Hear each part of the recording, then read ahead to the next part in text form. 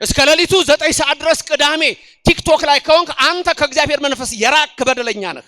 አንቺም እንደዛው ታስቀድሳላችሁ። ግን ታስቀድሳላችሁ? አብዛኛው ሰው እኮ አያስቀድስም። ቲክቶክ ላይ ነው እኮ ያለው። ቲክቶክ መጠቀም ኃጢአት ነው አይደለም እምላችሁ እኔ። በዕለተ ሰንበት ካላስቀደሳችሁ፣ ጠዋት ማታ ቤተክርስቲያን ካልተሳለማችሁ፣ እጣን ይሸተው የነበረው ዛሬ የሚሸተው ሌላ ነገር ነው። ሐሺሽ ነው የሚሸተው። የኦርቶዶክስ ልጅ ነው። አንገቱ ላይ ማተብ አስሯል። ስጋው ደግሞ አይቀበልም። ወደ እግዚአብሔር ቤት መጥቶ አይሰግድም። በስካር እየወደቀ ነው። ጋይስ ደግሞ የሚሉታሉ። አሁን ደግሞ የመጡት ጋይስ ያሉ ጋይስ እንደ ፋሽን መሆኑ ነው። ጋይስ እንግሊዘኛ ነው። ድሮ ሳስተምር እንግዲህ ደግሞ አሁን ያኔ ትዝ ይለኛል ሳስተምር ማይ ጋድ ይል ነበር። ማይ ጋድ ከዛ አሜሪካኑ ወደ ማይ ጋሽ ይለውጠዋል። አንተ ደግሞ የኔ ጋሽ ይበል እያልኩ ሳስተምር ነበር ድሮ። ስርዓትን እንዴት እየለቀክ እንደመጣው አሁን በርካቶች በቲክቶክ እና በዩቲዩብ የምትመለከቷላችሁ። ሶሻል ሚዲያ ጥቅም አለው። መሳሪያ ካረጋችሁ ግን ለምሳሌ ቲክቶክ ላይ ትምህርት ተምሬ እንደው በረከት አገኛለሁ ብለካል የመንገድ ላይ የወደቀው ዘር ማለት ወዲያው ሴጣን ይለግማ መጣ። አንድ የእግዚአብሔር ቃል እንዲተመረ ራቁቷን የመጣች ደግሞ ትመጣና ከልብህ ነቅላት ትሄዳለች። ክፉ ዘመን ላይ ነው የደረስነው። የት ነው ትውልዱ ያለው? ያስቀድሳል ወይ?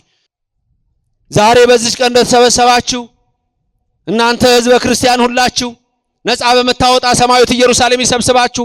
ሁሌም የምትባሉት ይሄን ነው። በሰማያዊት ኢየሩሳሌም ይሰብስባችሁ። ትላንት አስቀድስ ነበረ፣ ዛሬ የት ነው? የለም። የመንፈስ መጠውለግ ይገጥማል፣ ይሰለቻል። ቅዳሴ ላይ መቆም ያኔ በቃ እንደተተከለ እንጨት ቀጥ ብለህ ነበር። ዛሬ ግን ምንድነው ካህናቱ ዛሬ ያረዘሙት? የኦርቶዶክስ ልጆች እግዚአብሔር አባታችሁ ነው። የኦርቶዶክስ ተዋሕዶ ልጆች እግዚአብሔር እናታችሁ ነው። ክብርና ምስጋና ለእግዚአብሔር ይድረሰው። አባትም እናትም የሚሆን ማለት ነው። ኃይል የሚሰጥ እሱ ነው። ኃይሉን ይስጣችሁ፣ ብርታቱን ይስጣችሁ። አይዘገይም እግዚአብሔር ይላል እንባቆም። አንዳንድ ጊዜ በህይወታችሁ በኑሯችሁ የምትፈልጉት ነገር ይኖራል፣ የምትለምኑት ነገር ይኖራል፣ ቶሎ ላይ ይሳካ ይችላል። ስለዚህ ተስፋ መቁረጥ በክርስቲያን ዘንድ የለም። በቃ ኑሮ የተበላሸ አለቀ አይባልም። የዶኪማስን ጓዳ ማስታወስ ነው። ህይወታችሁ ሙሉ ይሁንላችሁ። እግዚአብሔር ማለት ይሄ ነው። በመጨረሻ ሰዓት እንኳን ይመጣል። ተስፋ አትቁረጡ ነው የተባለው። በምትፈልጉት ሰዓት በምንም ተስፋ አትቁረጡ። በነፍስ ጉዳይ ወደ መንግስተ ሰማያት ባለን ጉዞ፣ በስጋዊም ህይወታችሁ ውስጥ ተስፋ አትቁረጡ። ክርስቲያን በፍጹም ተስፋ አይቆርጥም። እግዚአብሔር ሁሉን ማድረግ የሚችል ድንቅ አምላክ ስለሆነ ጠብቀው። እናንተ ቸኩላችሁ ሊሆን ይችላል። እዚህ ቆሞ እኮ እያስቀደሰ እቤቱ የሚያንጎዳጉድ ሰው እኮ አለ። እቃ ምሰበራል እዚህ ሆነ ቤቱ እቃ ምሰበር ስታዘጋጅ ማማ እርሶ እንደፈለጉት በሉ። ጸሎት እያደረጉ ይላል። አረቡናው ሊገነፍል ነው የእግዚአብሔር አረ ሰዓቱን ቀነሽ አድርጊው። አንዳንድ ሰዎች አሉ እንዴ ቅዳሴ ላይ ቆመህ ግን ወደዚህና ወደዚህ የምታይበት የለም። እግዚአብሔር የሥጋም የነፍስም አምላክ ነው። ተነስ። ለምን ማጽዳት አይሆንም? ጀምር፣ ተነስ። ተነሱ ግን ለስራ። በምንም ተስፋ አትቁረጡ። መባረክ የሱ ስራ ነው። ሆይ ሆይ የሚል ትውልድ የበዛበት ዘመን ነው። ማስተዋል ያስፈልጋል። በስመ አብ ወወልድ ወመንፈስ ቅዱስ አሃዱ አምላክ አሜን። አይንተ እግዚአብሔር አበው መነኮሳት ወካህናት አሃው ዲያቆናት የቤተ ክርስቲያን ጌጦቿ ምእመናን አባቶች፣ እናቶች፣ ወንድሞችና እህቶች እግዚአብሔር አምላክ የሚወዳችሁ ሕፃናት ጭምር ሰላም እግዚአብሔር ከሁላችን ጋራ ይሁን። እንደምን አላችሁ? ሰማይን ያለ ምሰሶ ከነ ግሱ የዘረጋ ምድርንም በውሃ ላይ ያለ ካስማ ከነ ልብሱ ያጸና ደመናን ያለ ድምጽ የሚነዳው አየርን ሳይታይ የሚያስጉዘው ኃያሉ አምላካችን የሰራዊት ጌታ እግዚአብሔር ከዘላለም እስከ ዘላለም ለስም አጠራሩ ክብር ምስጋና ይግባው። ረድኤተ እግዚአብሔርን አጋዥ በማድረግ ዛሬ በዚህ ታላቅ ስፍራ የምንማርበት የትምህርታችን ርዕስ የኤማሁስ ኒኮፖሊስ መንገደኞች 10 ችግር። እነዚህ ችግሮች የኛም ሊሆኑ ስለሚችሉ እነዚህን 10ን ብቻ እንማርና በተወሰነ ደቂቃ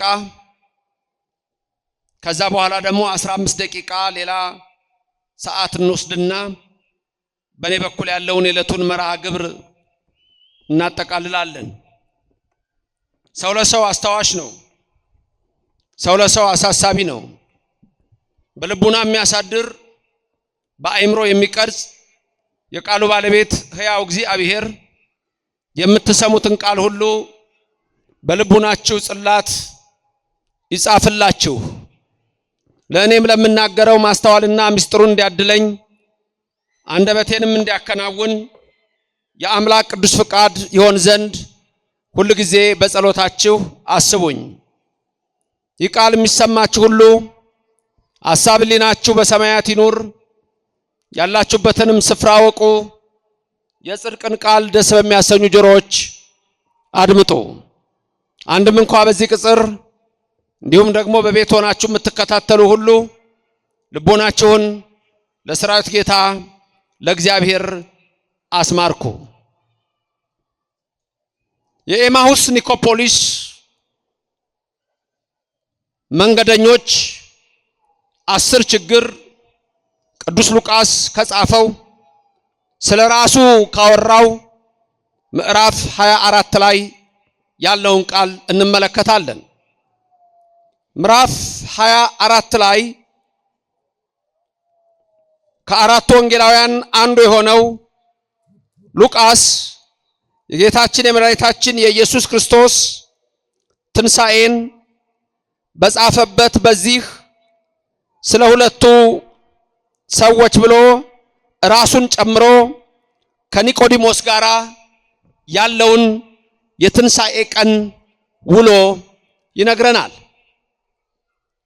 የሉቃስ ወንጌል ምዕራፍ 24 ከቁጥር 13 ሲጀምር እንዲህ ይላል። እነሆም ከነርሱ ሁለቱ በዚያ ቀን ከኢየሩሳሌም 60 ምዕራፍ ያህል ወደሚርቅ ኤማሁስ ወደሚባል መንደር ይሄዱ ነበር። ቃሉን ከኔ ደግማችሁ ተናገሩ። እነሆም ከነርሱ ሁለቱ በዚያን ቀን ከኢየሩሳሌም 60 ምዕራፍ ያህል ወደሚርቅ ኤማሁስ ወደሚባል መንደር ይሄዱ ነበር። አሁን ልብ በሉ። በዚያን ቀን የተባለው ምን ቀን ነው? በዚያን ቀን የተባለው የትንሣኤ ቀን ነው። የትንሣኤ ቀን ደግሞ ዕለተ እሁድ ናት።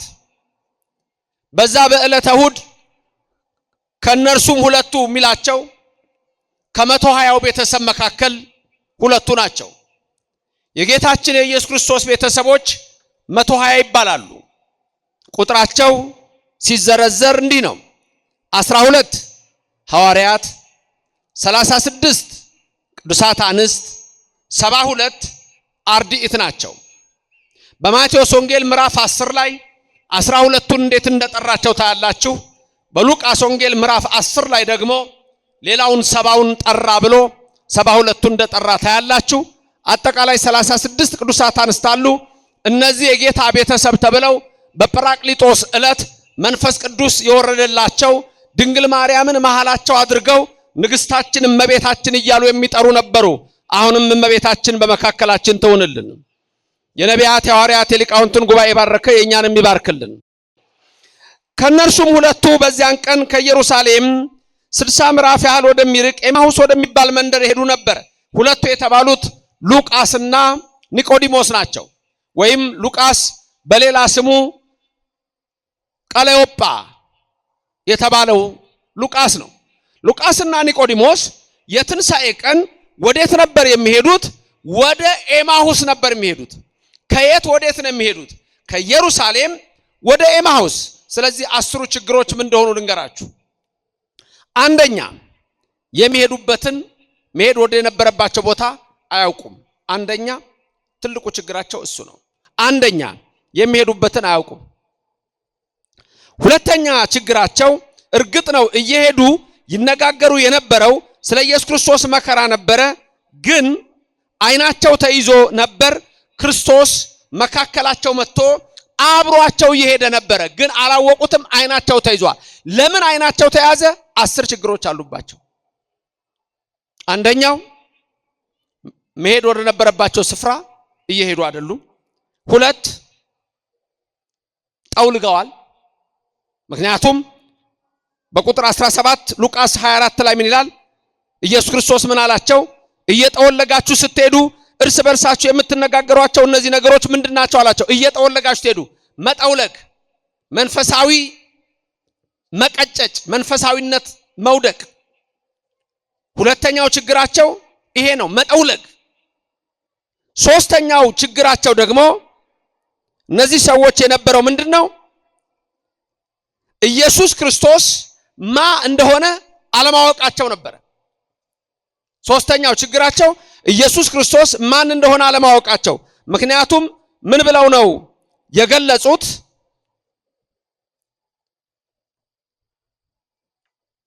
የካህናት አለቆችና መኳንንቶቻችን በሞት ፍርድ እንዴት እንደፈረዱበት፣ እሱ ደግሞ በእግዚአብሔርና በሕዝብ መካከል ታላቅ ነቢይ ነበረ ብለው የኢየሱስ ክርስቶስ አምላክነትን ገና አላወቁም።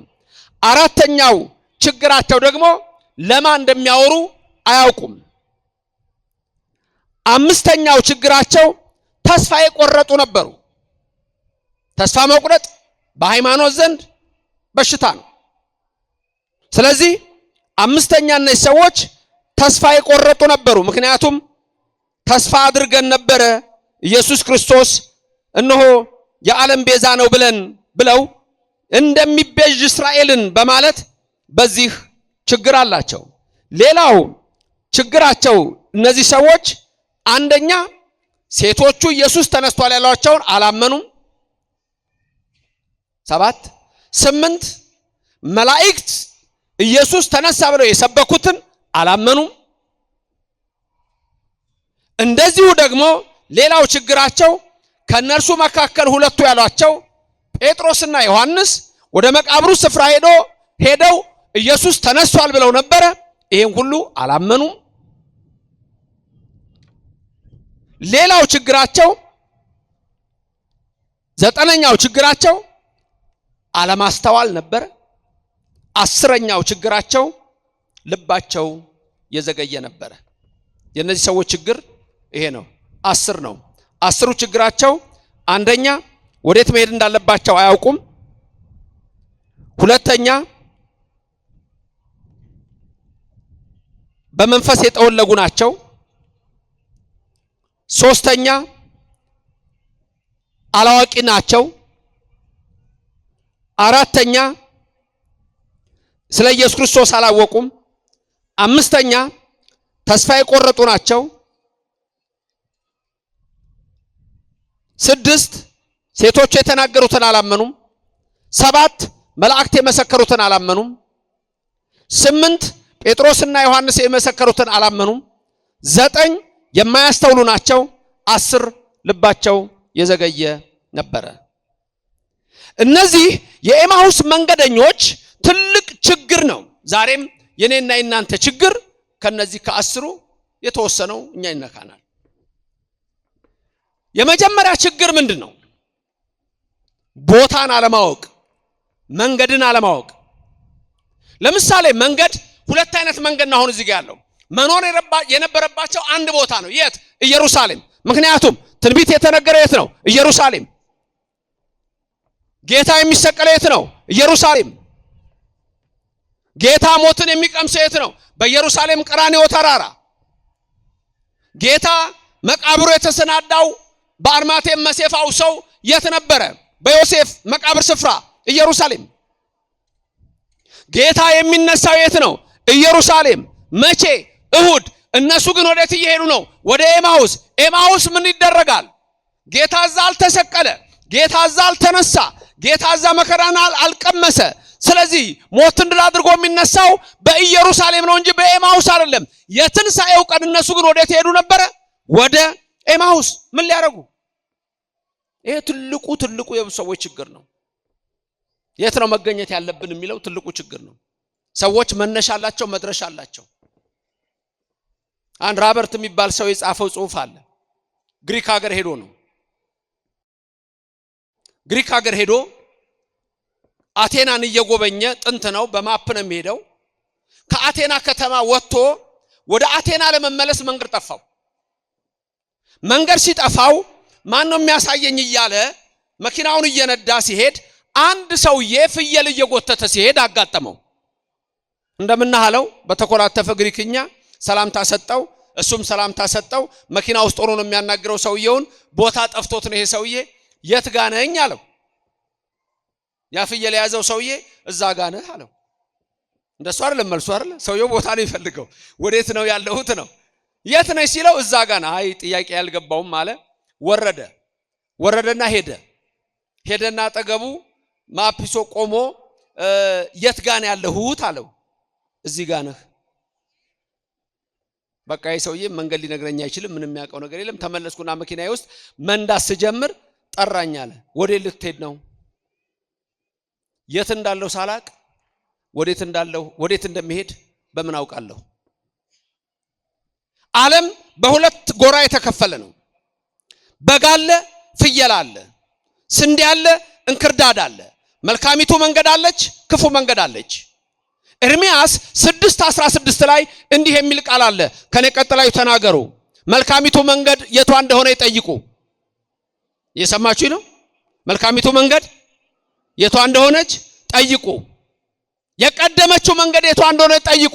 በሷም ላይ ሂዱ፣ ለነፍሳችሁ ረፍት ታገኛላችሁ ይላል ኤርምያስ 6:16። ከዛ ግን ምን እንደሚለው ብዙዎች በዚያች መንገድ አንሄድም አሉ።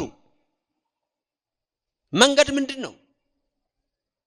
የማቴዎስ ወንጌል ምዕራፍ 7 ቁጥር 13 ላይ ክብር ይግባው በልብ መታሰቡ በቃል መነገሩ ከፍ ከፍ ይበልና ጌታችን ኢየሱስ ክርስቶስ ምን አለ?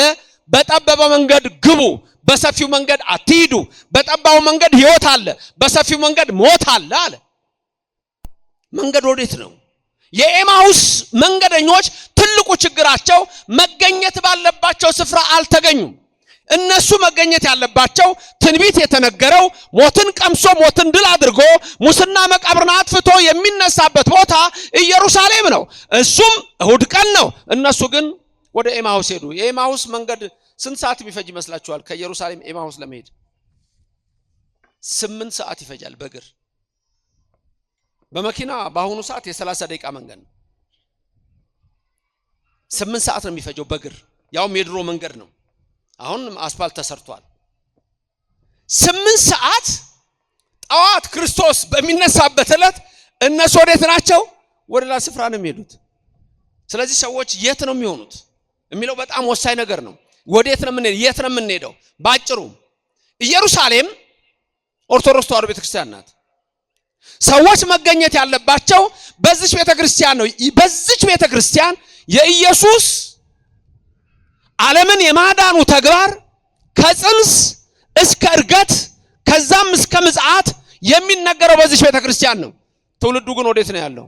ወዴት ነው የሚሄደው? ትንሳኤ ያለው እዚህ ነው። ሕይወት ያለው እዚህ ነው። ስጋው ደሙ ያለው እዚህ ነው። ዕጣኑ ያለው እዚህ ነው። ካህኑ ያለው እዚህ ነው። ታቦቱ ያለው እዚህ ነው። መቅደሱ እዚህ ነው። ስዕሉ ያለው እዚህ ነው። የኦርቶዶክስ ቤተክርስቲያን በጣም ከዓለም ሁሉ የተለየች ቤተክርስቲያን ናት። ክብር ምስጋና ለእግዚአብሔር ይድረሰው።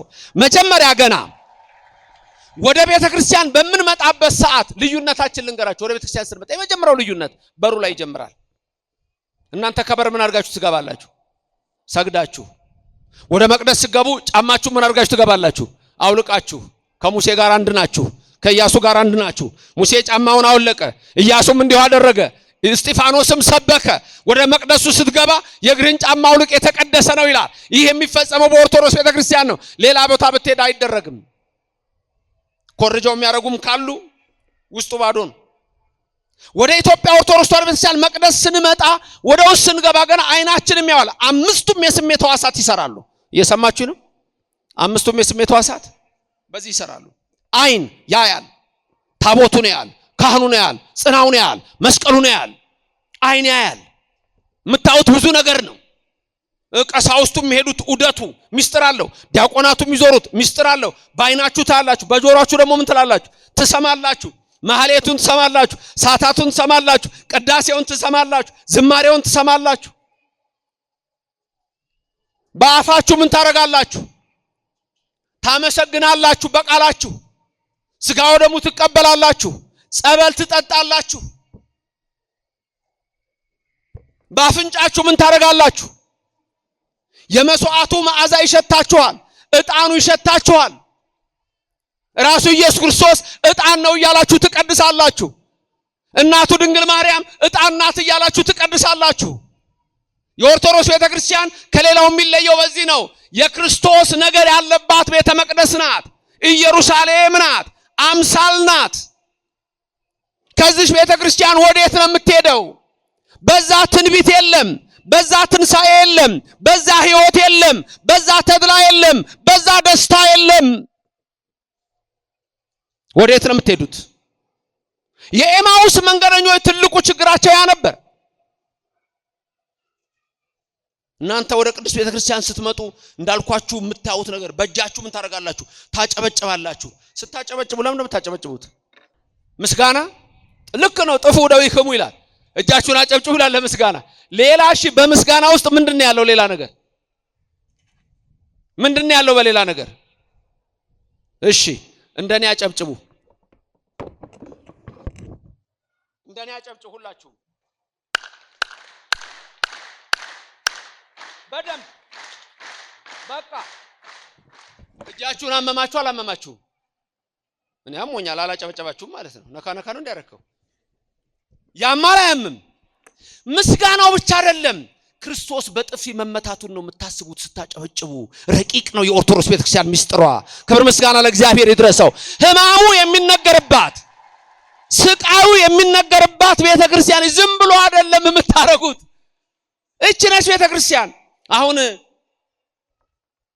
ሲዘምሩ አይታችኋል። አንዳንዴ እንዲህ ሲዘሙ መስቀል ይዘው እንዲህ ያደርጉና መስቀሉን ከዛ እንደገና መቋሚያውን እንዲህ ይደረግና ከዛ እንዴት ይደረጋል? አንደሞ እንዲህ ሲያደርጉ አይታችሁ ታውቃላችሁ?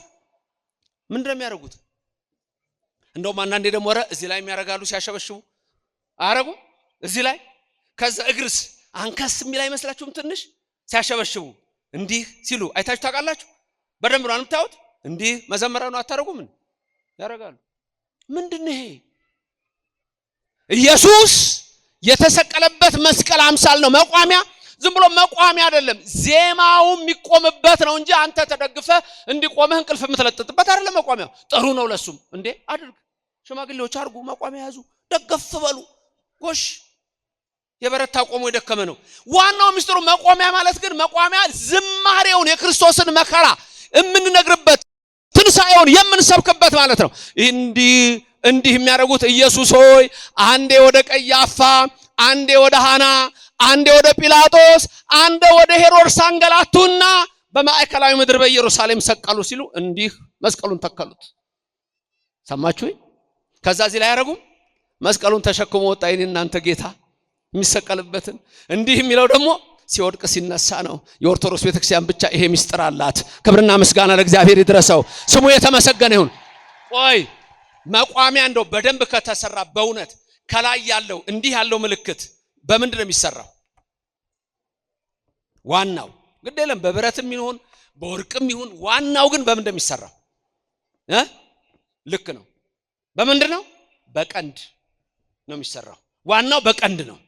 በብረትም በምንም ይሰራ፣ በብርም ይሰራ፣ በኒኬልም በነሐስ ይሰራ። መስቀሉ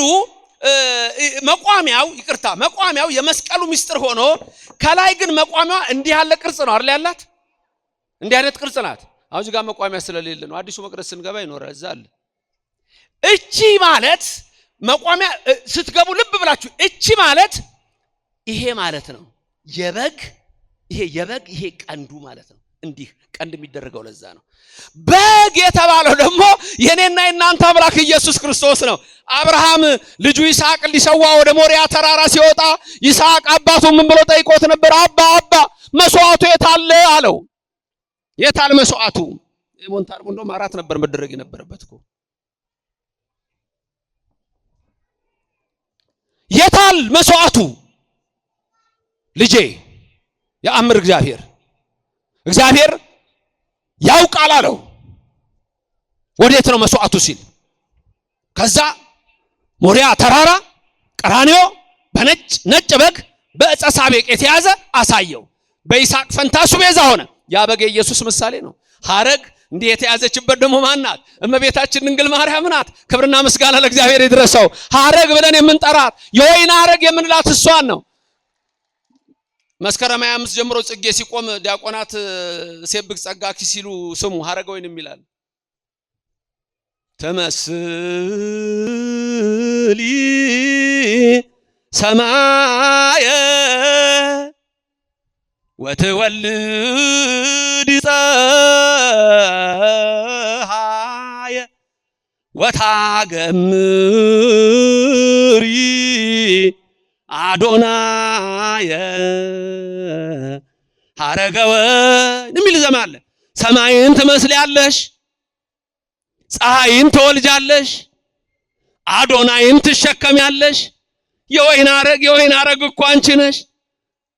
እመቤታችን እኮ ናት። ክብር ምስጋና ለእግዚአብሔር ይድረሰው። ዮሐንስ መጥምቅ ለአብርሃምና ለይስሐቅ የተገለጸው በግ ኢየሱስ መሆኑን ሲናገር በዮሐንስ ወንጌል ምዕራፍ 1 ከቁጥር 29 ጀምሮ ስታነቡ ጌታ ሲመጣ ሲያይገና ምን አለ? ነዋ በግዑ ለእግዚአብሔር ዘአትት ኃጢአተ ዓለም ወያሴስል አለ። ወያሴስል ኃጢአተ ዓለም፣ የዓለምን ኃጢአት የሚያስወግድ በግ አለው። የዓለምን ኃጢአት የሚያስወግድ በግ የተባለው የኔና የናንተ አምላክ ኢየሱስ ክርስቶስ ነው። ለስም አጠራሩ ክብርና ምስጋና ይግባው። ስሙ የተመሰገነ ነው። በዚች ቤተክርስቲያን ነው የኢየሱስ ከጽንስ እስከ ዕርገት ከዛም ቀድሞ ከዛም በኋላ ያለው የሚነገረው። ምን ልታርግ ወደ ኤማሁስ ትሄዳለህ? ምን ልታርግ በመናፍቃን ድንኳን ትገኛለህ? ትንቢት ያለው እዚህ፣ ብሉይ ያለው እዚህ፣ ሐዲስ ያለው እዚህ። ስለዚህ መንገድህን ማስተካከል ነው መጀመሪያ የሚያስፈልገው። አይናቸው ተይዞ ነበር የተባለው መንገዳቸውን የማያውቁትም። ስለዚህ የመጀመሪያው ችግራቸው ኢየሩሳሌምን ትተው ወደ ሌላ መሄዳቸው ነው። የተነገረላትን ስፍራ ቅድስት ሀገር ሐዳስ ሀገር ይላታል። በራዕየ ዮሐንስ ምዕራፍ 21 ላይ አዲስቱ ኢየሩሳሌም ብሎ የሰማይቱን ኢየሩሳሌም ይናገራል። የሰማይቱ ኢየሩሳሌም የምድሩ ኢየሩሳሌም የተሰየመባት አንድም ደግሞ ኢየሩሳሌም ቤተክርስቲያን ናት። 3 ኢየሩሳሌም ልንገራችሁ ባጭሩ፣ 4ም ላደርገው እችላለሁ ነው ይሻላል። 1 ኢየሩሳሌም ጌታ ሞትን ላድርጎ የተነሳባት ኢየሩሳሌም 1። 2 ኢየሩሳሌም ራሷ እመቤታችን ኢየሩሳሌም ናት። 3 ኢየሩሳሌም እቺ ቤተክርስቲያን አምሳለ ኢየሩሳሌም ናት፣ ያውም የሰማዩ ናት። በኢየሩሳሌም ድንቅ ነገር ተደርጓል። በዚህ ቤተክርስቲያን ድንቅ ነገር ይነጋል። 4ኛ ኢየሩሳሌም ሰማያዊት ኢየሩሳሌም የምትባለው ሐዳስ ሀገር መንግስተ ሰማያት ናት። 4ቱም አላችሁ። 4ቱም አሏችሁ። ያችን ኢየሩሳሌም ተወዷታላችሁ? ጌታ ሞትን ድል አድርጎ የተነሳባትን ተወዷታላችሁ? አትወዷትም? እመቤታችንንስ እችንስ ቤተክርስቲያን ያችንስ መግባት ትፈልጋላችሁ? ክብር ምስጋና ይግባው እግዚአብሔር ያድርግላችሁ። ይሄ 4ቱ ጥያቄ በሌላ እምነት ባሉ ቢጠየቁ የላቸውም። ሌላ ቀርቶ እናት የላቸውም። ይሄ ፌሚኒዝም የሚባል እንቅስቃሴ አለ ዓለም ላይ አሁን እዚህ ሀገር ያጠነጥኑታል። እዚህ መጽሐፌ ላይም ጽፌዋለሁ። የፌሚኒስት ቲዮሪ ፌሚኒዝም ምንድነው? በአብዛኛው በቃ እግዚአብሔርን ሁሉ ለምንድነው አንቺም ማለለው የሚል ክፉ ዘመን ላይ ነው የደረስነው። ዋይ ጋድ ሺ ማለት አለብን የሚሉ ናቸው። እዚህ ሀገርም ስለመጣ ነው አሁን ይሄን የምናገረው። እኔና እናንተ ግን የእናት ችግር የለብንም። ድንግል ማርያም እናታችን ነች አይደለችም? እቺ ቤተክርስቲያን እናታችን ነች አይደለችም? ታዲያችሁት ኢየሩሳሌም ራሱ ሰማያዊት መንግስተ ሰማያት አንተ ነው የሚባለው አንቺ። መንግስተ ሰማያት ምንድናት? አንቺ። ድንግል ማርያም አንቺ። ቅዱስ ቤተክርስቲያን አንተ። ቅዱስ ቤተክርስቲያን ነው ቅዱስ ቤተክርስቲያን ምን እንደምትሉት?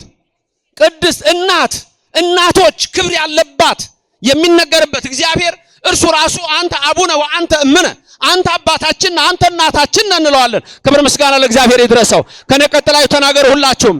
እግዚአብሔር ሆይ፣ ከኔ ቀጥላችሁ እግዚአብሔር ሆይ አንተ አባታችን ነህ፣ አንተ እናታችን ነህ። የጸሎት ሐሙስ ዕለት ሰሞኑንም ሳነሳ ነበር። እግር ሲያጥቡ ምን ነበረ ሲሉ የነበሩት? ሐዋርያቲሁ ከበበ እግረ አርዳኢሁ ሐጸበ ኮኖሙ አበ ወእመ። አባትም እናትም ሆናቸው። የኦርቶዶክስ ልጆች እግዚአብሔር አባታችሁ ነው። የኦርቶዶክስ ተዋሕዶ ልጆች እግዚአብሔር እናታችሁ ነው። ክብርና ምስጋና ለእግዚአብሔር ይድረሰው። አባትም እናትም የሚሆን ማለት ነው። ምስጉን ይሁንልን ስሙ። ስለዚህ መጀመሪያ የት እንዳላችሁ ማወቅ ነው። ቅድስት ቤተክርስቲያን ካህኑ ንስግድ ብሎ ቀጥሎ የሚያዜመው ዜማ ላይ እናንተ ምትሉት አለ። ታስቀድሳላችሁ ግን ታስቀድሳላችሁ? አብዛኛው ሰው እኮ አያስቀድስም። ቲክቶክ ላይ ነው እኮ ያለው። ቲክቶክ መጠቀም ኃጢአት ነው አይደለም እምላችሁ እኔ። እስከ ሌሊቱ 9 ሰዓት ድረስ ቅዳሜ ቲክቶክ ላይ ከሆንክ አንተ ከእግዚአብሔር መንፈስ የራክ በደለኛ ነህ። አንቺም እንደዛው ቁጭ ብሎ እኔ እኮ የሚገርመኝ ቲክቶክ አይቼ ባላቅም ሰዎች አንዳንድ እየቆነጠቡ የሚልኩልኝ አለ። ተኝታ ቁጭ ብላ 40 ሰው ይሰማታል። እሺ ጋይስ ደግሞ የሚሉታሉ። አሁን ደግሞ የመጡት ጋይስ ይላሉ። ጋይስ እንደ ፋሽን መሆኑ ነው። ጋይስ እንግሊዘኛ ነው። ድሮ ሳስተምር እንግዲህ ደግሞ አሁን ያኔ ትዝ ይለኛል ሳስተምር ማይ ጋድ ይል ነበር። ማይ ጋድ ከዛ አሜሪካኑ ወደ ማይ ጋሽ ይለውጠዋል። አንተ ደግሞ የኔ ጋሽ ይበል እያልኩ ሳስተምር ነበር ድሮ። ቋንቋ ማወቅ ጥሩ ነው። ጋይስ ያው ስርዓትን እንዴት እየለቀክ እንደመጣው አሁን በርካቶች በቲክቶክ እና በዩቲዩብ የምትመለከቷላችሁ። ሶሻል ሚዲያ ጥቅም አለው። መሳሪያ ካረጋችሁ ግን ለምሳሌ ቲክቶክ ላይ ትምህርት ተምሬ እንደው በረከት አገኛለሁ ብለካል የመንገድ ላይ የወደቀው ዘር ማለት ወዲያው ሴጣን ይለግማ መጣ። አንድ የእግዚአብሔር ቃል እንዲተመረ ራቁቷን የመጣች ደግሞ ተመጣና ከልብህ ነቅላት ትሄዳለች። የት ነው ትውልዱ ያለው? ያስቀድሳል ወይ? የኤማውስ መንገደኞች ትልቁ ችግራቸው ያሉበትን ቦታ አለማወቅ ነው። ወዴት እንደሚሄዱ አለማወቅ ነው። በዕለተ ሰንበት ካላስቀደሳችሁ፣ ጠዋት ማታ ቤተክርስቲያን ካልተሳለማችሁ፣ የኮቪድ ጊዜ አታስታውሱ? ቤተክርስቲያን አልናፈቃችሁ? እዚህ እንኳን ብዙም አይደለም፣ በውጭው ሀገር በተለይ ባስ እዚህም ቢሆን ቤተክርስቲያን ለመሄድ አንዳንዴ እኮ ንስሐ ሳትገባ ልትነጠቅ ትችላለህ እኮ። ወዴት ነው የምትሄደው? ኢየሩሳሌምን ትቶ ኦርቶዶክስ ተዋሕዶ ቤተክርስቲያንን ትቶ ሰማያዊት ኢየሩሳሌም ይችናል። አባታችን የእመቤታችን ቅዳሴ ለፍልሰታ ሲቀድሱ መጨረሻ አዳፌ ነፍሱን የአባ ሕርያቆስ ሲሉት አልሰማችሁ? ኦ አንትሙ ሕዝበ ክርስቲያን በከመ ተጋባይክሙ በዛቲ ዕለት ከማሁ ያስተጋብክሙ በደብረ ጽዮን ቅድስት ወበኢየሩሳሌም አጋዚት ተበሰማያት። ዛሬ በዚህ ቀን እንደተሰበሰባችሁ እናንተ ሕዝበ ክርስቲያን ሁላችሁ ነፃ በመታወጣ ሰማያዊት ኢየሩሳሌም ይሰብስባችሁ። ሁሌም የምትባሉት ይሄን ነው፣ በሰማያዊት ኢየሩሳሌም ይሰብስባችሁ። ይቅርታ የቅዳሴው መምህር እኔ እንግዲህ በንግግር መሃል ዜማ እያበላሸው ተመልከቱ። ሁሌ የምንመኘው ኢየሩሳሌም መግባት ነው። ስለዚህ የኤማውስ መንገደኞች የሉቃስና የኒቆዲሞስ ትልቁ ችግራቸው እችን ቅድስት ቤተክርስቲያን አምሳል የነበረችው ያችን ኢየሩሳሌም የጌታ ሞቱ ትንሳኤው የተነገረባት እሷን ትተው ወደ ሌላ ሀገር ይሄዱ ነበር። ከዚህ በላይ ታዲያ አይን መያዝ አለን? ብዙዎች ከዚህ ቤተክርስቲያን አልወጡም እንዴ? ከዚህ የክብር ቦታ ራሳቸውን አራራቁም እንዴ? ዛሬ ዕጣን ይሸታቸው የነበሩ ሰዎች ዛሬ የት ናቸው? እንደናንተ ቅድም ለእግዚአብሔር ክብር የሚሰጡት በዚህ ስፍራ ላይ ታቦት ሲወጣ እልል ይሉ የነበሩ ሰዎች የት ናቸው? የኤማውስ መንገደኞች ትልቁ ችግር ይሄ ነው። ሌሎቹን አጠራጥር እያደረኩ ልናገር ከሰዓት አኳያ። የነዚህ ሰዎች ሌላ ችግራቸው ምን ነበረ? የመንፈስ መጠውለግ።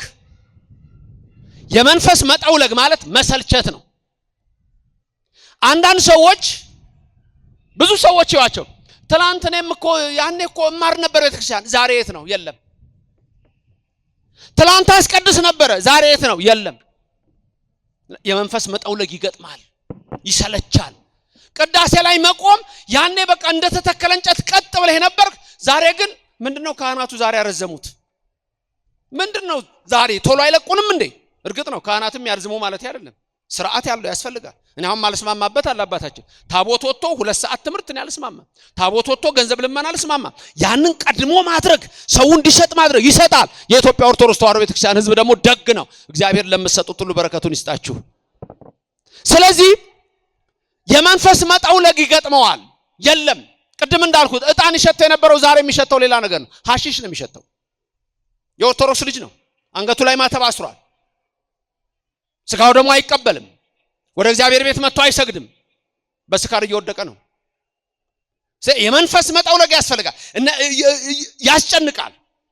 የመንፈስ መበርታት ያስፈልጋል። ቅርታ የመንፈስ መበርታት ያስፈልጋል። ሁሉ ጊዜ በኃይል የተመላችሁ ነው የምትሆኑት። ሁሉ ጊዜ በቅዳሴው ላይ በኃይል የተመራችሁ በርትታችሁ ታምሩን ስትሰሙ በርትታችሁ ኃይል የሚሰጥ እሱ ነው። ኃይሉን ይስጣችሁ፣ ብርታቱን ይስጣችሁ። የመንፈስ መጠውለግ በሽታ አንዱ ትልቁ የኤማሁስ መንገደኞች ችግር ነበረ። ሌላው ችግራቸው ደግሞ ምንድነው? ዋናው እንመልከትና ተስፋ መቁረጥ ነበር። ምክንያቱም እስራኤልን የሚቤዥ እሱ እንደሆነ ተስፋ አድርገን ነበር አሉ። ተስፋ አድርገን ነበረ ሲባል እነዚህ ሰዎች አንደኛ ኢየሩሳሌም ነው ጌታ የሚነሳው፣ እነሱ ግን የሚሄዱት 8 ሰዓት መንገድ ርቀት።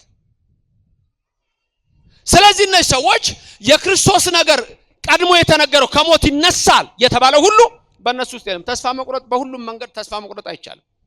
ክርስቲያን ተስፋ አይቆርጥም የሚባለው ለምንድን ነው? ሁሉ ጊዜ ክርስቲያን በተስፋ ስለሚኖር ነው። ስንጸልይ ምን ብለን ነው የምንጸልየው? አባታችን ሆይ በሰማይ የምትኖር መንግስት ትምጣ ማለት ተስፋ ነው። በህይወታችሁ በአንዳች ነገር ተስፋ ትቆርጡ ዘንድ እግዚአብሔር አይፈልግም። አይዘገይም እግዚአብሔር ይላል ዕንባቆም። አንዳንድ ጊዜ በህይወታችሁ በኑሯችሁ የምትፈልጉት ነገር ይኖራል፣ የምትለምኑት ነገር ይኖራል፣ ቶሎ ላይ ይሳካ ይችላል። ሉቃስ 18 ላይ ጌታ እንደነገረን አንድ ሴት ነበረች፣ እለት ከባላ ጋር ፍረድልኝ እያለች ወደ ዳኛ ትሄድ ነበር፣ አልፈረደላትም። በየዕለቱ እየሄደች ግን ጨቀጨቀችው። በኋላ ግን ይሄ ክፉ ዳኛ ምን አለ? እግዚአብሔርን ባልፈራ ሰውንም ባላፍር እቺ ሴት ስራዬን አወከችኝ፣ ጨቀጨቀችኝ ብሎ ፈረደላት። ክፉ ዳኛ እንዲህ ካረገ እናንተ ዕለት ለምትጸልዩ ሰዎች እኔ እግዚአብሔር አልሰማም አደርግላችኋለሁ ይላል፣ ያደርግላችሁ እግዚአብሔር። ይፈጽምላችሁ ይላል፣ ይፈጽምላችሁ እግዚአብሔር።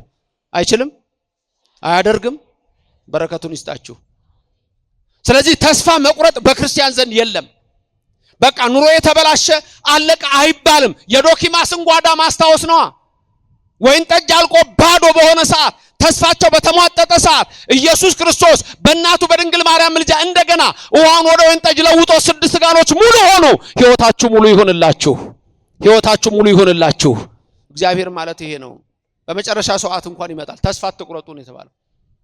በቢታንያ ማርያና ማርታ ወንድማቸው አልዓዛር በሞተ ጊዜ ዮሐንስ ወንጌል ምዕራፍ 11 ላይ ስትመለከቱ ማርያምና ማርታ አስበው የነበረው ምንድነው? ወንድማችን በታመመ ጊዜ ጌታ መጥቶ ያድነዋል ብለው ነው ያሰቡት። መልእክት ላኩበት፣ አልመጣም። ጌታ የመጣው መቼ ነው? ከሞተ በኋላ። አሁን እነሱ በዛ ሰዓት ምን አድርገዋል? ተስፋ ቆርጠዋል። ሌላ ተስፋ ነበረቻቸው በትንሣኤ ዘጉባኤ የምትል። አሁን ግን ወንድማችን ይነሳል ብለው አላሰቡም። አሁን ይደረጋል። እግዚአብሔር አሁን ያደርጋል። አሁን ያደርግላችሁ፣ የምትሹትን ያደርግላችሁ። በዚህ ኖረ ቢሆን ኖሮ ጌታ ሆይ ወንድማችን አልዓዛር ባልሞተ ነበር አሉት። በዚህ ኖረ ቢሆን ኖሮ ወንድማችን አልዓዛር ባልሞተ ነበር። ይሄ ምን ማለት ነበር ነው? አያችሁ፣ ነበር ባልሞተ ነበር። ጌታ ግን የታመመ ብቻ አይደለም የሞተን ከመቃብር እንደሚያወጣ ሊያሳያቸው ሄደ። አልዓዛር ናውጣ ሲለው የሞተው ሰው ብድግ ብሎ ወጣ። ክብርና ምስጋና ለሥላሴ ይሁን።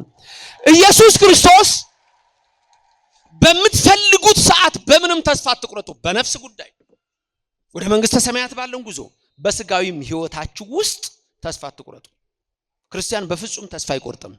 እግዚአብሔር ሁሉን ማድረግ የሚችል ድንቅ አምላክ ስለሆነ በቃ እኮ ደጋውን ቆላ ማድረግ የሚችል ደጋውን ቆላውን ደጋ ማድረግ የሚችል እግዚአብሔር ነው። ቀንና ሌሊትን ማፈራረቅ የሚችል እግዚአብሔር ነው። አንድም ሌላ ኃይል አይችልም። የኔና የናንተ አምላክ ክብርና ምስጋና ይግባው።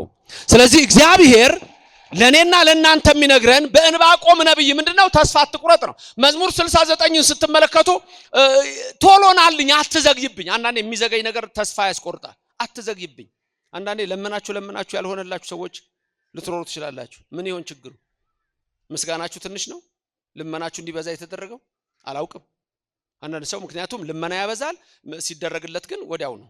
አንዳንዱማ የለም ጭራሽ እኮ እግዚአብሔርን ሁሉ ሊሸውድ ይሞክራል። እግዚአብሔር ሆይ ካደረክልኝ ሰንጋ በሬን ሸጬ አምጥቼ እሰጣለሁ። ስለቱ ማይደርስ ወዲያው ደረሰ ስለቱ። ከዛ በኋላ ሰንጋ በሬን ሸጬ ነው ያለው፣ ስለቱ ደረሰ። አንዳንድ ሰው ሲሳል የሚናገረውን አያውቅ። እግዚአብሔር ያንተን ገንዘብ አይፈልግ፣ መታዘዝን ነው የሚፈልገው። ያ ሰውዬ በሬውን ከዶሮ ጋር ይዞ ገበያ ይወጣ። ዶሮዋ ስንት ነው ሲሉት 100,000 ብር። በሬው ስንት ሊሆን ነው? አይ በሬው እንኳን ቀላል ነው። ስንት ነው? 5,000 ብር። በቃ በሬውን ብቻ ሽጥልኝ። አይ ተለያይተው አይሸጡም። ሌላው መጣና ምን ዋጋው እኮ ተቀያየረ እንጂ አንድ ነው አለ። በ105,000 ብር ገዛውና ወደ ቤቱ ሄደ። ሰውየው መጥቶ አይተሃል እንግዲህ መድኃኒዓለም በሬን በስንት እንደሸጥኩት። እግዚአብሔር የሚሸወድ አምላክ ነው። ቶቶ ያለው ደግሞ እንጂ ያኛው የሚገርም እኮ ነው። ለሚካኤል ተስሎ በሬው ጠፍቶ ነው። 3 ቀን እኮ በሬው የለም ጠፍቷል። አረ እንደው በሬን ሚካኤል አረ እንደው በሬን አለ። ልክ ጸሎቱን አድርጎ ሲወጣ በሬው እዛ ጋር ቆሟል። ወይ ቶ ሚካኤል አግኝቼዋለሁ። ከእግዚአብሔር ጋር ምን አይነት ግንኙነት ነው ያላችሁ? እርግጥ ነው አንድ ነገር ሲዘገይ ተስፋ የሚያስቆርጡ ነገሮች ይመጣሉ። ስለዚህ ዳዊት ራሱ ይመስለኛል ረፍጠን ይላል። ልጁ ሲያሳድደው በዮርዳኖስ ወንዝ ከረሞጫው በደረቱ ወድቆ የጸለያ ጸሎታለች። ነጽር እግዚኦ ስተረዶቴ የምትል ወይ ተጎንዲ የምትል አዘግይብኝ። እግዚአብሔር አይዘግይባችሁ፣ ጠብቀው። እናንተ ቸኩላችሁ ሊሆን ይችላል። ድሮ ጀምሮ ይሄን ቃል እናገረዋለሁ። አንዳንደኛ ምን ቸኩለዋል? ሰዓት ግን አለው እግዚአብሔር። ጊዜ ገቢር ለእግዚአብሔር ብቻ በሁሉም መንገድ ይድረስላችሁ፣ ይፈጥኖ ይድረስላችሁ። እናንተ ወዴት ነው የምታዩት? ወደ ኢየሩሳሌም ነው? ወደ ተራራው ነው ወይስ ወደ ኤማሁስ ነው? እሱ ነው እኮ ጥያቄው። አንሳይኮ አይንቴ መንገላ አድባር ማይቴ ይምጻ ረድኤቴ የሰ ማህበ እግዚአብሔር ዘገብረ ሰማየ ወምድረ። ዳዊት አይኖቼን ወደ ተራራ አነሳው፣ ረድኤቴ ከወዴት ይመጣል? ረድኤቴ እንጂ ረድኤቴማ ሰማይና ምድርን ከፈጠረው ከእግዚአብሔር ነው አለ። እኔ እናንተ ረድኤት ሰማይና ምድርን ከፈጠረው ከእግዚአብሔር ነው። ከምድር መሪዎች፣ ከምድር ነገስታት፣ ከምድር ሰዎች፣ ከሳይንቲስቶች፣ ከምድር አካላት አይደለም። የኔና የናንተ በረከት ሰማይና ምድርን ከሰራው ከእግዚአብሔር ነው። ስሙ ለዘላለም የተመሰገነ ይሁን። ክብርና ምስጋና ለስሙ ይድረሰው። በመንፈስ መዛል መጣውለግ ያስፈልግ። ንቁ ሁኑ፣ ሁሌ ንቁ። እንደውም በቤተክርስቲያን ስርዓት ዲያቆን ጭራ ይዞ ይዞራል። ሊቀ ዲያቆን ያንቀላፉ ሰዎች ካሉ እያስቀደሱ ተነሱ ይላል። ይሄ ሁሉ ህግ አለው በቤተክርስቲያናችን ውስጥ ንቁ እንዲሆን። ተንሱ ለጸሎት ስንት ጊዜ ነው የሚባለው? ቅዳሴ ላይ በትንሹ ብዙ ጊዜ የሚባለው እሱ ነው አይደል? ተንሱ ለጸሎት በትንሹ ስንት ጊዜ ይባላል? ስንት ጊዜ ይባላል? በትንሹ ችግር የለም 13 ጊዜ በትንሹ 12 13 ጊዜ። ቆይ 12 13 ጊዜ ዲያቆኑ ተንሱ ለጸሎት ተነሱ የሚለው እናንተ ተቀምጣችሁ ነው ቆማችሁ ነው? አብዛኛው ምን ሆኖ ነው? የታመመ የደከመው ካልሆነ በስተቀር ሁሉም ሰው ምን ሆኗል? ቆማችሁ ተንሱ ለጸሎት የምትባሉት ምንድነው? የመንፈስ መጣውለግ እንዳያጋጥማችሁ ነው። ህሊናችሁ አይምሯችሁ ሁሉ የት እንዳለ እንድታቁ፣ ጸሎት ላይ እንዳላችሁ አንዳንዴ ሐሳብ ይሄዳል። ሸው ነው እኮ የሚለው ሐሳብ እዚህ ቆሞ እኮ እያስቀደሰ እቤቱ የሚያንጎዳጉድ ሰው እኮ አለ። እቃ ምሰበራል እዚህ ሆነ ቤቱ እቃ ምሰበር ስታዘጋጅ ሐሳቡ ሄዶ አንዳንድ ሰው ሲጸልይም ደግሞ እንደዚህ ነው ሐሳቡ ብትንት ይላል። ስለዚህ የት እንዳላችሁ ሐሳባችሁ እንዳይበተን እቤቱ ውስጥ ችግር የለም። ማማ እርሶ እንደፈለጉት በሉ። ጸሎት እያደረጉ ይላል። አረቡናው ሊገነፍል ነው የእግዚአብሔር አረ ሰዓቱን ቀነሽ አድርጊው። አንዳንድ ሰዎች አሉ እንዴ ቅዳሴ ላይ ቆመህ ግን ወደዚህና ወደዚህ የምታይበት የለም። ቅዳሴው ሲጀምር ንባቡን እናንተ አታቁም እንጂ ስርዓት አለው። አስቀድሞ ምን ይላል? ወንድሜ ሆይ እዚህ ቆመህ በሐሳብ ወደ ሌላ ቦታ አትሂድ፣ ካህኑ ላንተ መስዋዕት እያቀረበ ነው። ስለዚህ በዚህ ቦታ ጸንተ ቆመህ ስለ ኃጢአት ተለማመን ይላል ህጉ፣ የቅዳሴው መግቢያ። ተንሱ ለጸሎት ለማንቃት ነው። የት እንዳለ የመንፈስ ዝለት እንዳይገጥም። በቃ ክርስቲያን ጠንካራ ነው። በነገራችን ክርስቲያን ለፍስፍስ አለም ታውቃላችሁ። አንገቱን እንኳን ለሰይፍ ሲሰጥ እኮ ምንም አይፈራም ክርስቲያን። ለፍስፍስ አለም ክርስቲያን። ይሄ አሁን ያመጣችሁት አንዳንድ እንዲህ ማለት ይሄ ከዜሮ በታች የሆነ ትህትና የለም። ክርስቲያን ንቁ ነው። ይመጣል፣ ይሰግዳል፣ ንቁ ነው። አካሄዱ ንቁ ነው። በስራ ቦታ አንደኛ ነው። በትምህርት ቦታ አንደኛ ነው። በንግድ አንደኛ ነው። በግብርና አንደኛ ነው። ኦርቶዶክስ ክርስቲያን ማለት ይሄ ነው። አንደኛ ነው። ስንተኛ ነው? ንገሩኝ። እናንተ ስንተኛ ናችሁ እንዴ? እሱ እኮ ነው ክርስትና ማለት። ታዲያ ነገሩ ምን ታደርግ? እጣኑ ካንተ ቤት አይመጣ፣ የሚያከፋፍሉት ሌሎች ናቸው። ዘቢቡ ካንቺ ቤት አይመጣ፣ የሚያከፋፍሉት ሌሎች። ተነስ። እግዚአብሔር የሥጋም የነፍስም አምላክ ነው። ተነስ። ለምን ማጽዳት አይሆንም? ጀምር። ተነስ።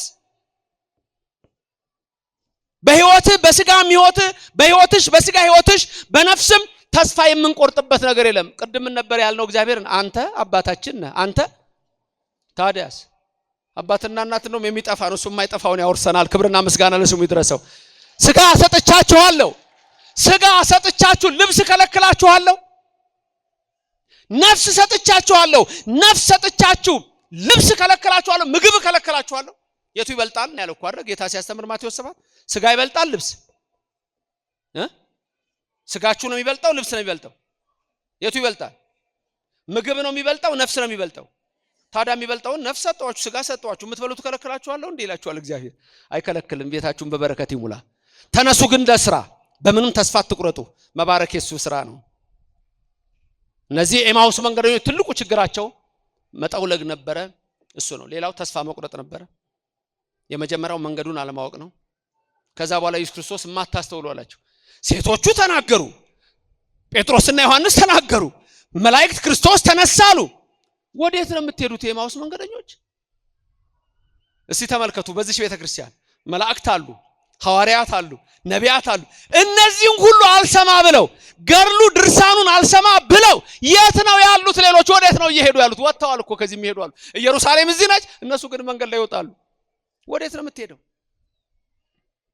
ተመልከቱ የምትሄዱበትን እንኳን አለማወቅ እኮ ትልቁ ፈተና እኮ ነው ትልቁ ችግር እኮ ነው ሰው ችኩል ነው አሁን ሰው ችኩል እኔ ድሮ የምናገረው አንድ እንትን ነበር ቀልድ ነበር የመቸኮል ባህሪ ሰውየው ገበያ ወጣ ፈረስ ሊገዛ ሰውየው ገና ሲናገር አፈዘዘው በቃ የኔ ፈረስ እኮ እንደሌላ ፈረስ አይደለም ዋጋው ሁሉ ለየት ያለው ለዛ ነው ምክንያቱም የኔ ፈረስ ስታስነሳው ሆይ ሆይ ትለዋለ ሆይ ብለ ስትል ይጋልባል ሆይ ካልክ ይጨምራል እንዴ ካልክ ደግሞ ቀጥ ይላል የኔ ፈረስ የሚሰማ ነው አለው ሰውየው ቸኩላል አንዳንድ ሰዎች አሉ ዝና የሚወዱ ውጭ ሀገር ይገርሙኛል አንዳንድ ሰዎች ጎማቸው ላይ እንዲህ ምሽከረከር ያደርጋሉ በተለይ የበለጠ ስፓኒሾቹ ናቸው መሰለኝ ኮኒ እንደዛ የሚያደርጉት እንዲህ የሚብለጨለጭ ሌላ ሰው ነው የሚያይለት እንጂ እሱ እኮ መኪናው ነው አይውም እኮ ከውጭ ያለ አንዳንድ ሰዎች እንደዚህ ናቸው ለሰው ዝና ለሰው ታይታ ሁሉ ነገር እንደዛም ይመስላቸው ሆይ ስትለው ይሄዳል እንዴ ስትለው ይቆማል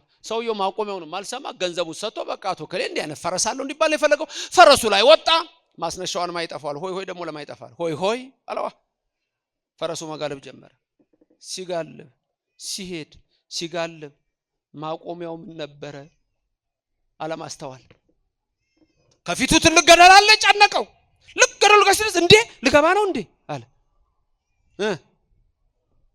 ፈረሱ ምን ሆነ እንዴ እኮ ነው ማቆሚያው እንዴ አላችሁ እንዴ ሲለው ቀጥ አለ ከዛ እንዲ ገደሉን ሲያዩ ርቀቱ ወይ ጉድ እዚህ ውስጥ በገባ እኮ አጥንቴ እንኳን አይለቀም ነው ሆይ አለ እንደሱ እኮ ነው በሌላው ዓለም ያለው እኮ ሆይ ነው በዚህ ሆይ የለም ማህሌት ሳታት ቅዳሴ ያለው እዚህ ካህኑ ራሱ አለባበሱ ሲያምር ካባውን አርጎ ቀሚሱን አርጎ ጥምጥሙን አርጎ መስቀል ይዞ ሌላ ላይ ውጥር ብሎ ካራቲስት መስሎ ይመጣል አሁን በካራቲስት ነው ሰይጣን የሚያስለቀቀው ነው በካራቴ ነው አንዳንዱ እንዴ ፖስተር ላይ ራሱ እንዲህ ምናምን አለን እንደ ብሩስ ሊ የሚወጡት እንደ ጃኪ ቻን ሰይጣን በቦክስ የሚለቅበት ዘመን በካራቴ የሚለቅበት ዘመን አይተንም አናቀቁ በእኛ እድሜ ራሱ አሁን ነው የሰማነው በእኛ ዘመን አሁን ነው የተከሰተው ይሁሉ ሆይ የሚል ትውልድ የበዛበት ዘመን ነው ማስተዋል ያስፈልጋል አሁን ደስ የሚላችሁ ምንድነው አሁን የሆነ እንትን ላይ ሶሻል ሚዲያ ላይ ለምሳሌ የቱን ቀድማችሁ ታዩታላችሁ እከሊት ዛሬ ሆስፒታል ህመምተኞችን ጠየቀች የሚል ርዕስ በዚህ ጋር አለ በዚህ ጋር ደግሞ የከሊት ጉዷ ተጋለጠ የቱን ነው የምታዩት ጉደኛ ነህ ጉድ ነው የምታየው ያውም የእንግሊዘኛውን ጉድ ያርግል ብለዋል ቀሲስ መንግስቱ የናቴ ልጅ የእንግሊዘኛውን ጉድ ያርግል የናቴ ልጅ ብለዋል ተመልከቱ ምንድነው የምንፈልገው ይሄ መንፈሳዊ ድቀት ተስፋ መቁረጥ መጣውለቅ መለዘዝ ልክ አቀዋለሁ የቤተክርስቲያን ነገር አቀዋለሁ ምን ነው የምታቀው የቱን ነው የምታቂው ምንድነው ያወቅነው ገና ከውቅያኖስ እኮ አንድ ማንኪያ እንኳን እኮ አልቀመስንም በኦርቶዶክስ ቤተክርስቲያን ውስጥ ክርስቲያኖች እናንተማ ብርቱ ናችሁ ጠንካራ ናችሁ የተሰብስባችሁ ትማራላችሁ ያዝልቅላችሁ ለዘላለም በረከቱን ይላክላችሁ ስለዚህ ኢየሱስ ክርስቶስ ምን አለ እናንተም ማታስተውሉ አላቸው ተመልከቱ ማታስተውሉ ምክንያቱም አላስተዋሉ ነቢያት የተናገሩትን ከማመን ልባችሁ የዘገየ ልብ ዘገየ ለምን እንደምትዘገዩት እስቲ አንዳንድ ሰዎች ቀላል ጥያቄ ልጠይቅ አለቃችን አሉ ያዩዋችኋል፣ ካህናቱ አሉ። ስጋው ደግሞ የምትቀበሉ ምልክት ስጡኝ። ስጋው ደግሞ የተቀበላችሁ ቁርባን የቆረባችሁ ስጋው ደግሞ የተቀበላችሁ እስቲ ምልክት ይታየኛል። ጨለማም ቢሆን ወደዛ እዛም ያላችሁት በቲክቶክ በዩቲዩብ የምትማሩ ሶሻል ሚዲያ እዛም ያላችሁት ምልክት ሰጡኛላችሁ። ስጋው ደግሞ የተቀበላችሁ እሺ፣ ያልተቀበላችሁ ምን አላወጣችሁ? ተቀበላችሁ አሉላችሁ።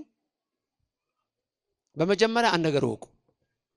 ሁላችሁም የኦርቶዶክስ እምነት ተከታዮች ስጋው ደግሞ ተቀበላችኋል። አመስግኑት አባታችሁን። ሁላችሁም ተቀበላችኋል። ችግሩ ምንድነው ካላችሁኝ አቋርጣችኋል። አያችሁ አቋርጣችኋል። ገና በ40 ቀንህ አይደለም እንደ ስጋው ደግሞ የተቀበልከው አንተ። በ80 ቀንሽ አይደለም እንደ ታዝለሽ ክርስትና ተነስተሽ ስጋው ደግሞ የተቀበልሽው። አንገታችሁ ላይ ታስሩ እየመጣችሁ አልተቀበላችሁ አቋርጣችኋል። ለምንድነው አሁን ልባችሁ የዘገየው? ለምን ጠወለጋችሁት?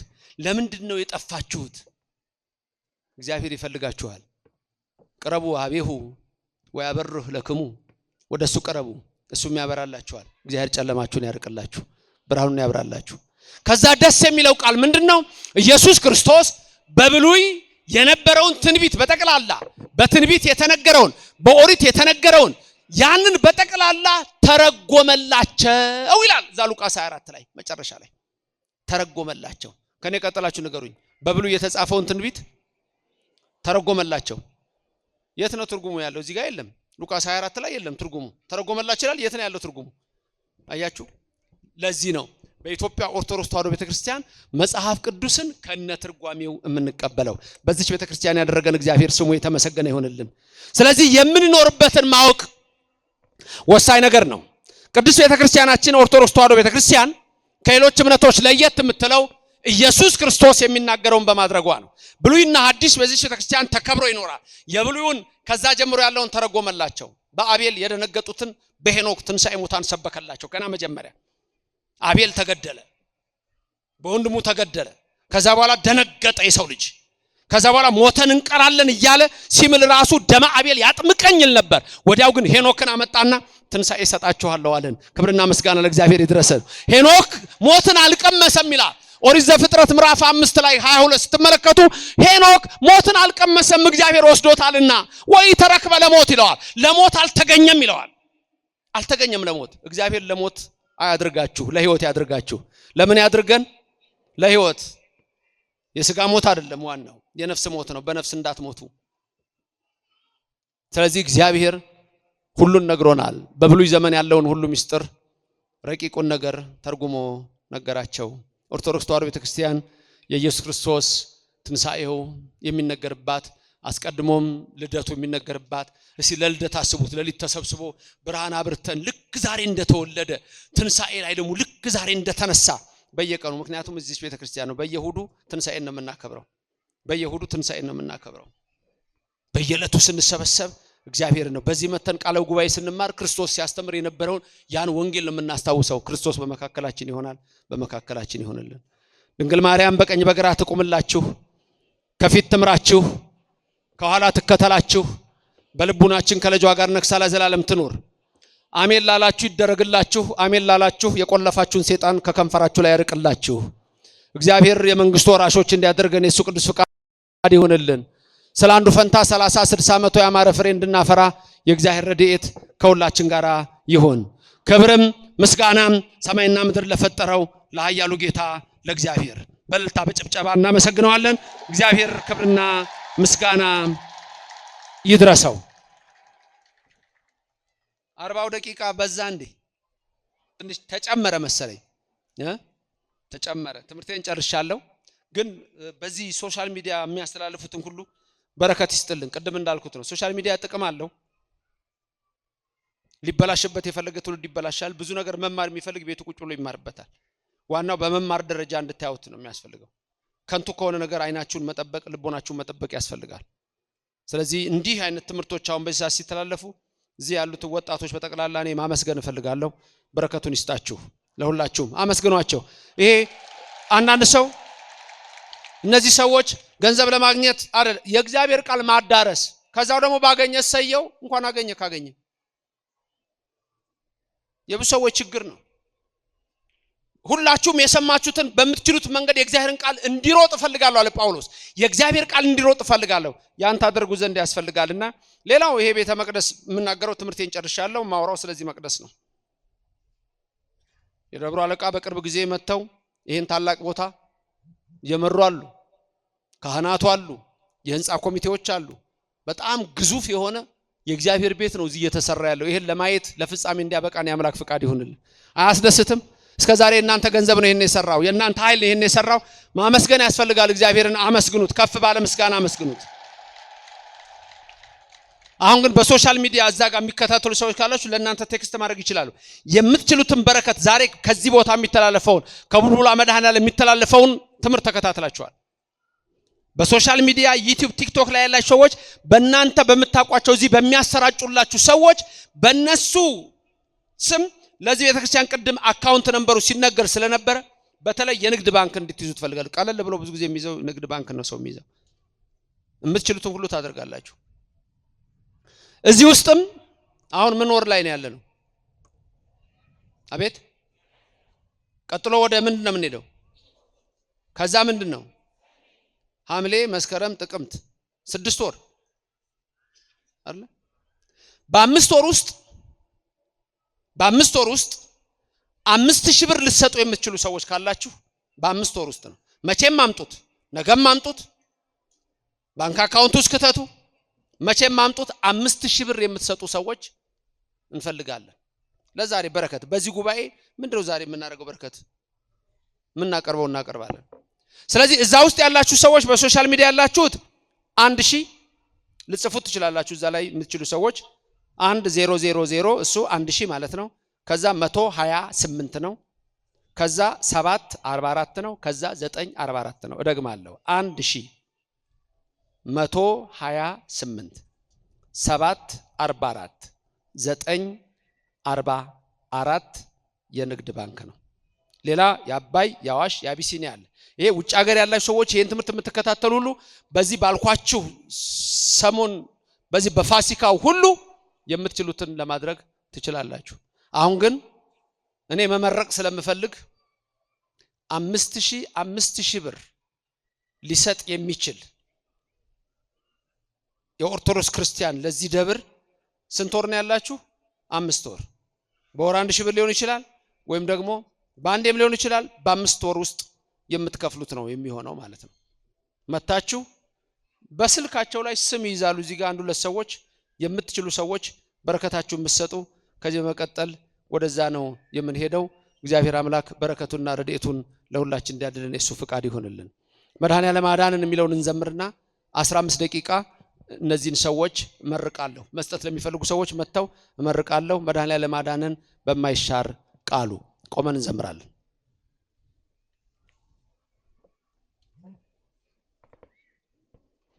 መድኃኔዓለም አዳነን በማይሻር ቃሉ፣ መድኃኔዓለም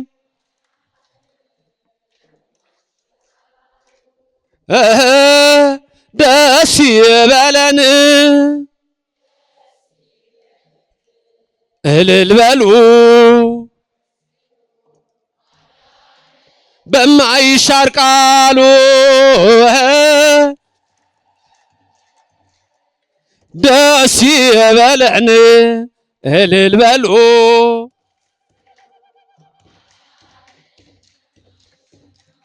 መድኃኔዓለም አዳነን፣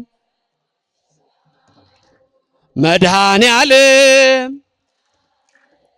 በማይሻር ቃሉ፣ ደስ ይበለን እልል በሉ አዳነን በማይሻር ቃሉ፣ ደስ ይበለን እልል በሉ አዳነን በማይሻር ቃሉ። ክብርና ምስጋና ለሥላሴ ይሁን። ይበቃናል። ዘማሪያን አሉ። ልዑል ሰገድ አለ። ዘማሪ ታዲስ አለ። በጭብጨባ በልታ እናመሰግነዋለን። ክብርና ምስጋና ለእግዚአብሔር ይድረሰው። ደግማችሁ አመስግኑት። ክብርና ምስጋና ለእግዚአብሔር ይድረሰው። ሰልሳችሁ አመስግኑት። ክብርና ምስጋና ለእግዚአብሔር ይድረሰው።